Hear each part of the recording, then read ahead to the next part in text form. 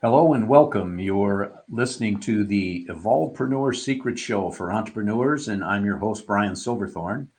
And my mission in all these shows is to help entrepreneurs make a difference in their businesses and negotiate the sometimes stormy world of startup growth or relaunch.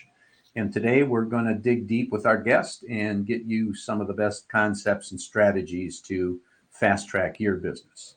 And our special guest today is Jennifer Drago. And Jennifer is helps business owners and increase their profits and work fewer hours, which is something we can all uh, benefit from. And I'm sure she can explain it much better than I. So I will turn it over to her. Welcome, Jennifer. Thank you so much. I appreciate the opportunity to be here today. Great. We're happy to have you on the show. I may have stumbled over your introduction there, but I'm sure you can clean it up after me. So why don't you start with a little background about you, how you got to where you are today? You bet. Thank you. I have recently left my corporate career, which spanned 30 years in strategy and in operations, predominantly in the healthcare and senior living world. Although I did do a brief stint in grocery and logistics as well, which was so interesting. But what I got to do in the span of my career is help to launch new businesses and service lines, help develop strategic plans that guided organizations toward big visions, and then really to help develop programs. I also got an opportunity to kind of put my money where my mouth was after I developed some plans and actually get into operations and operate those businesses and service lines. And I've actually launched 3 nonprofits too. So what's been amazing about that experience is kind of putting the world of strategy and operations together. And my vision for my own business, which I've been doing for about a year, is to help entrepreneurs get further faster by having a clear, focused strategy and vision for their business, and then helping them to develop the action plan to kind of move that forward using, again, my expertise. That, hopefully they don't have to go out and reinvent the wheel because we can see the clear path forward. Great, thank you for that. And a number of the people I talk to, they end up in the positions that they're in now. Sometimes by accident, sometimes they get a nudge one way or the other. What was it that triggered you to get into this a year ago? It's a great question. Well, first of all, entrepreneurship is in my blood. My parents both owned their own businesses. I've been an entrepreneur at different times in my career, sometimes as a side hustle and sometimes as a full-time hustle. And my husband actually also was a trucking business owner. And so, I guess I was part owner of that, although he did all the work, so I can't take any credit.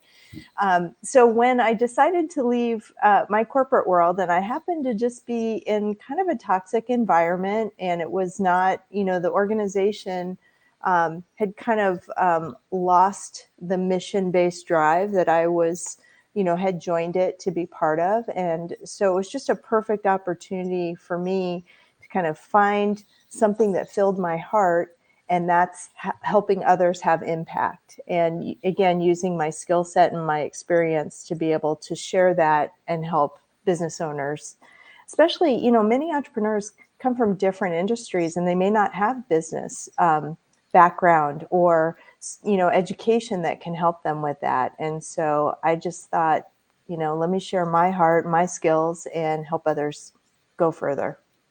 Yeah, you're very right. A lot of people come from the corporate world or other places and become their own boss, and they trade an 8-hour a day job for a 16-hour a day business, and and either don't know that they need guidance or don't know how to get it. So what you're doing is very, very valuable. So comparing what you're doing now to the corporate world, what do you like the most about this new venture? I love being able to spread my impact across many different companies and being able to help a lot of people versus just working in one company. The work that I did for so many years was so fulfilling, but I really just love serving others. And and doing that in a way that just feels really good to me. I do love also the opportunity to work from home. I find I'm one of those people that tends to be more productive when I work at home. And so I enjoy that as well. Enjoy kind of being able to manage my schedule as well, according to my energy. I do think that's one of the big benefits of being an entrepreneur. Yeah, that is the freedom to mix your business and personal life in a way that benefits both, but still takes care of the people that you're helping.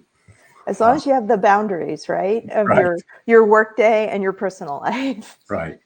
Yeah, I've been working from home for 30 plus years, except when I would go out into the world when I had to do on-site stuff with clients. So Mhm. it's one that I greatly prefer. So I understand it completely. So you say you've just been doing this for a year. So Mhm. maybe take a minute and describe for us what your ideal client looks like and how that ideal client finds you. Thank you for asking. Yes, my ideal client are probably newer entrepreneurs or early entrepreneurs. They're probably in their first 5 years of business, and they, have a clear idea of maybe how they want to serve, but they don't quite have their own messaging lined up yet, or their own products and services really thought out yet. And so that's where I lead them through a visioning process to figure out where they'd like to see their business in 3 years. And when they're able to articulate that, I can then kind of pull back and say, okay, so in this next period, what we really need to focus on is step 1, step 2, step 3, and make things more manageable and clear. I think that early entrepreneurs often suffer from overwhelm. There's so much to do and so many shiny objects, and there's new content and information coming at us every day. And it's just hard sometimes to discern what's important versus what's not.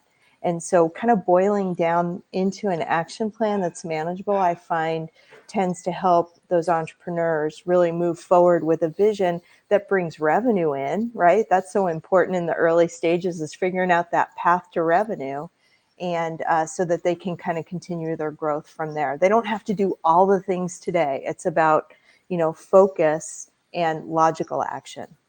Yeah, that makes perfect sense. And how do these early entrepreneurs find you right now? I notice you've got some social media presence, but Mhm. is that your primary source of access for those that want your help?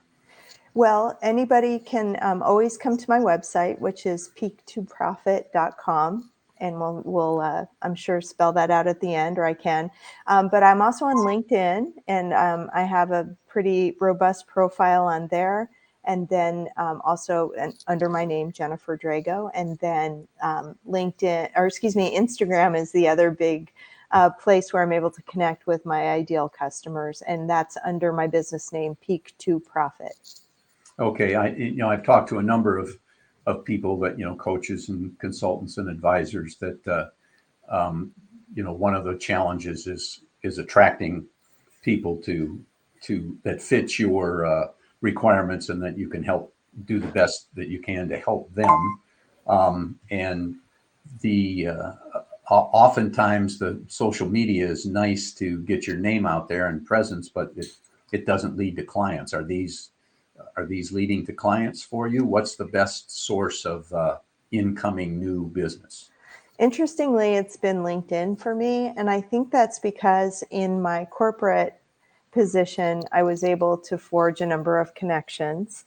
And I was worried that they wouldn't actually connect into this new business venture that I have. But it just turns out that through word of mouth and through, folks knowing other folks, that I do tend to get a lot of referrals through LinkedIn. So it is working for me. My business coach, so I'm a business coach, but I have a business coach, and my business coach really said, you need to be, really present with your content on LinkedIn, because that's where your customers are. And I think she was right. Oh, good. I'm happy that that's working for you. Mhm. So when you got all these early entrepreneurs that you're helping, what's the best piece of advice you've ever given to one of them or more? Um, I think I'm going to say two, if it's okay. The Oh, first yeah, one is, absolutely. yeah, the first thing that probably surprises a lot of entrepreneurs, and I've already hinted at it, is once you have a clear plan of action, you need to put the blinders on and really not, make a commitment to yourself that you're not going to consume another course, another challenge, more emails. You're going to really just put your blinders on and do the work, because there's no magic bullet out there. I think, and again, as early entrepreneurs, we're looking for shiny objects and magic bullets to solve the overwhelm that we feel, and sometimes the fear of failure that is inhibiting us. And we just have to get into action. And from the action, we'll learn and grow and adjust our products, etc.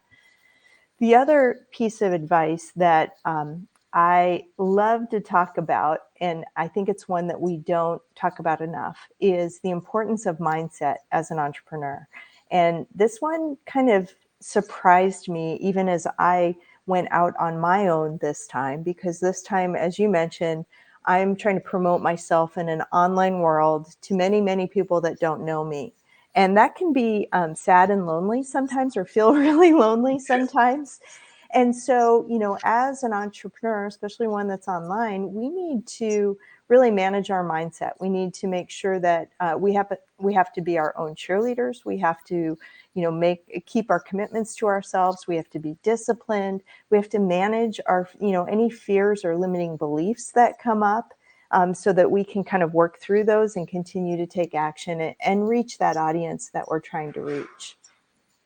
That's excellent advice, and actually, it's very interesting that you say that, because I had a guest a while back that talked about those two things as well: the importance of mindset, and then she talked about clarity, commitment, and consistency, which is pretty much the same thing you did. So Mm-hmm. it's not like there's any secret out there. It's a matter of putting it into practice, I would guess. Right. And the other statistic that I've heard, and who knows if this is exactly accurate, but I believe it largely is especially in the entrepreneurial space, we it feels so hard in those early times, in that first year or beyond, when we're trying to build our business. Many, many people give up when they're at the 85% point, right? They're just about to hit the tipping point for their business and get over that hump of the mountain so that it starts to feel easy. And, when you're doing the hard work for so long, you just need to keep going, and it will ultimately pay dividends. Don't give up. Yeah, there's books and sayings about that. Mm. Um, Yep. so it's a matter, if you know you're doing the right thing, you just got to hang in there and do it, Hmm. and good things will happen. So you're a year into this. Do you have revenue goals? Do you set revenue goals? And if so, do you have a revenue goal you'd like to achieve, say, in the next 12 months? That's a great question. I was just thinking about that this morning. So my revenue goal for this year was to hit about $100,000 in my first year. And for the next year, though, I'm aiming higher, because I hope to have a course in process as well. So I'll be able to offer not only one-on-one services, but be able to serve people by going through this course and doing group coaching as well. And so for the next uh, for calendar year 2023, which isn't exactly what you asked, but my revenue goal is going to be closer to 300,000. Excellent. Okay. So at the moment, just a couple of questions related to that. Number one is, what do you think is your biggest roadblock or challenge that might prevent you from getting there? Um, that's a good question. I think I'm my only roadblock, to be honest with you. To be completely honest, when I started in as a business consultant, some of the early referrals that came to me were from people that I knew, but it was for project-based work or retainer-based work, right? So I have a client, generally it's an organization, and I'm either getting paid by the hour or for my time over the course of a month to do work for them. And what I really want to transition into, and I've had some of these clients with some great testimonials. That's what I'm promoting now, are VIP days or strategy intensives. And that's where I work with a client for the span of a morning or an afternoon. Generally, it's 4 to 6 hours. And that's where we get really clear on their vision narrative, where they're headed, the strategy that they need to have to move toward that vision over the next year, and then a very tactical action plan. And I can do that and just hand that over. It's kind of done in a day for anybody that really is, wants to move quickly. But the second part of that I can offer is business coaching on a biweekly basis to keep them accountable to that action plan, to provide ongoing guidance, to answer questions, and to help them through some of those mindset challenges that are going to creep in somewhere over the next couple of months, right? And help them work through any fears or limiting beliefs. Okay. And you have uh, a billing schedule for each of those services? Yes, I do. Yeah. All right. Good, good. So what do you see on the other end of the scale? What do you see as the biggest opportunities that sit in front of you right now that will help you get to that revenue goal? Yeah, one of the biggest opportunities, well, there's two that I see that are kind of right in my face right now. The first is the number of businesses that are out there that have been started perhaps during the pandemic, right before, right after, right? We know that there was this explosion of new businesses, and many of them are not performing where they want to be from a revenue perspective. And which means people will be at crossroads, right? They have to make this work, or they're going to have to perhaps go and find a plan B or move back to a job. And so I think that's an opportunity, because if I can get to these folks and talk with them, I know I can get them on an action plan and on their roadmap to revenue, I like to call it. The other opportunity is, with the economy and the recession where it is right now, this is an opportunity for business owners to kind of think differently about their business and really take advantage of opportunities, whether they be client segments, new geographies, new markets, new products, or potentially even streamlining their own operations and their expenses so that they're healthy and can withstand the recession. So those are some of the opportunities that I think are out there for me as a business consultant. Okay, well, that's great. Well, let's go back on your many years of skill as a strategist. So what is your strategy? Taking all these things into consideration, what the roadblocks are, what the opportunities are, what's your strategy to get you to where you want to go? For my business in For particular? your business, Yeah. to achieve your revenue goals. Yeah, well, one of the things that I had a realization of just in the last couple of weeks is that, and I've mentioned it, but it's, I think, important to note and might be an example for others, is that the work that I enjoy doing, the work that lights me up is, helping business owners kind of sort through all the ideas that are floating through their head and get really focused on their own strategy. What I don't enjoy doing so much is my clients' work. Okay. And I love my clients. I don't, it's nothing against them, but I'm doing a feasibility analysis. I rewrote an employee handbook. I'm working on, recruitment and retention.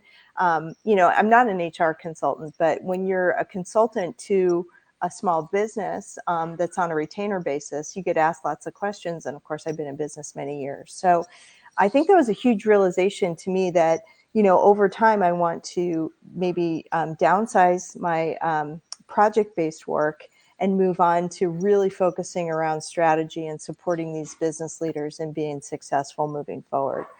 So that's really my strategic shift, and that involves a change in content and how I talk about the problems that my ideal client has, how I attract them to me, how I describe the services that I want, and then building out my own value ladder of services. So I've described for you the one-on-one work that I want to do, and I've described a little bit about a course that I want to create.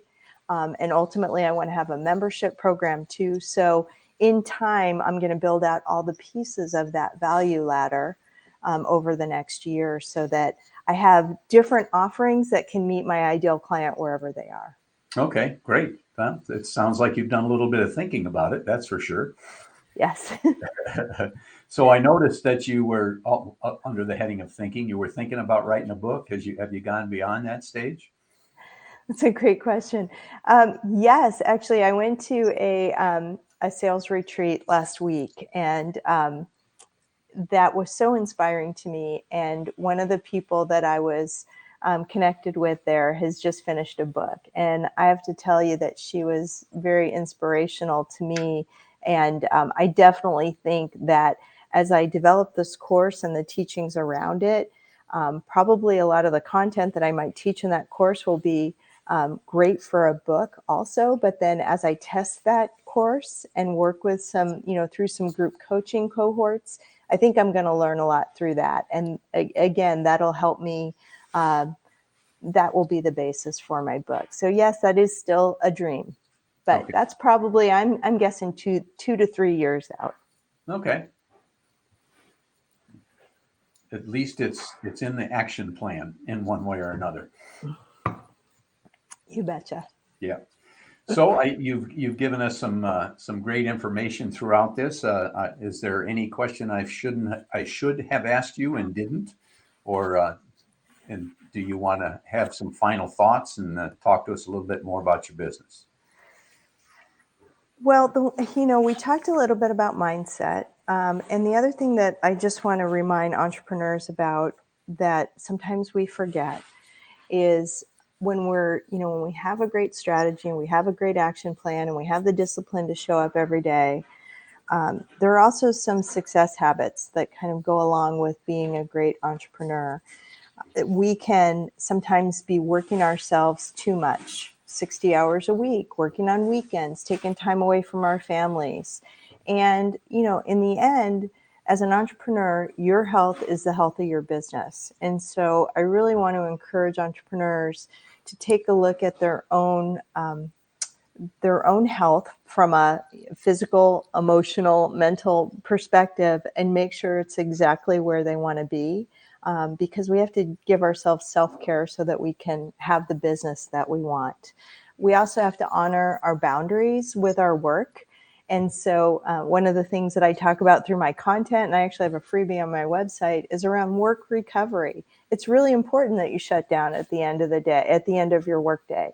Close your computer, get it off your kitchen table if that's where you work, get it out of sight, and go do other things that you enjoy. Celebrate your family, your friends, your own recreational experiences. And all of that makes us better business owners. And sometimes in the early stage of entrepreneurship, it's hard to see that, right? We just want to work, work, work and get this thing to a point where it's bringing in revenue. But we can't be productive 24/7. It's just not possible. We have to have good sleep, good nutrition. We have to move. We have to take care of ourselves. So I like to remind entrepreneurs of that as well. And certainly when I coach them, it's one of the first things we uncover is how their personal lives are impacting their business and vice versa. And how can we bring those into alignment? Excellent advice. Yeah, you got to take some time for yourself. You can't keep going working hard unless you're healthy and wide awake and feeling good. So exercise, nutrition, rest, all that stuff plays into it. So since LinkedIn is your primary source at the moment for attracting people, how do people find you on LinkedIn, and what is your website? Yes, thank you. LinkedIn, I have my personal profile, which you can search me as Jennifer with two N's, Jennifer Drago, which is D as in dog, Rago. And you should come upon my profile. I also have a page that you can like that's for the business called Peak to Profit. That's on LinkedIn as well.